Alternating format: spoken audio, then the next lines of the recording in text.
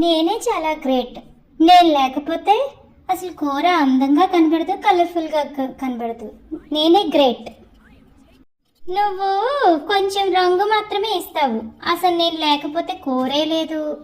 నన్ను వెయ్యిందే అసలు ఎవరో వంట కూడా చేసుకోరు. కాబట్టి కూరగాయల్లో నేనే గ్రేట్. ఆగండి ఆగండి, నేను చాలా అందంగా ఉంటాను. నన్ను వండుకొని తినొచ్చు, పచ్చిగా కూడా తినొచ్చు. కాబట్టి నేనే గ్రేట్.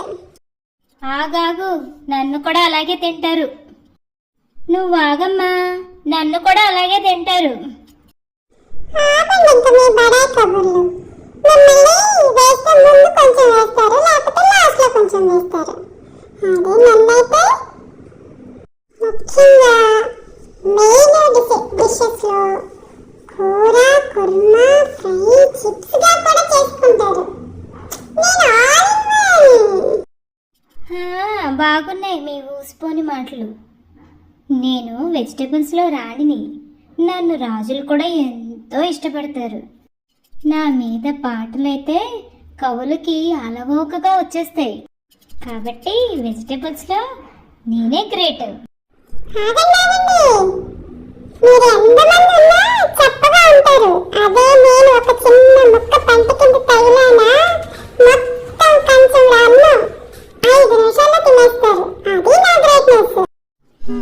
చిటికెడంత లేవు, నీకు ఎంత పొగరు? అసలు మేము లేదని వేరు, నీకెందుకమ్మా అంత పొగరు? మేమే గ్రేట్, మేమే గ్రేట్, మేమే గ్రేట్, మేమే గ్రేట్, మేమే గ్రేట్. ఇంతలో ఇంటి యజమాని వచ్చి పెరట్లో కాయగూరలు కోసుకొచ్చింది. మేడం మమ్మల్ని ఉండండి, మేడం మమ్మల్ని ఉండండి, మేడం ప్లీజ్ ప్లీజ్ నన్ను. ఆమె అన్ని వెజిటేబుల్స్ని కడిగింది.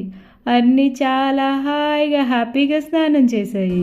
అన్నిటినీ మిక్స్డ్ వెజిటేబుల్ కర్రీ చేసి తినింది. అబ్బా, అన్ని కాయగూరలు తమ తమ రుచుల్ని చేర్చడంతో కూర అద్భుతంగా ఉంది. Everyone is special in their own way, but real greatness comes from working together. వెజిటేబుల్స్కి తెలిసిపోయినాయి ఎవరు గొప్ప అని. అందుకనే ఆనందంగా ఎలా ఆడుకుంటున్నాయో చూడండి.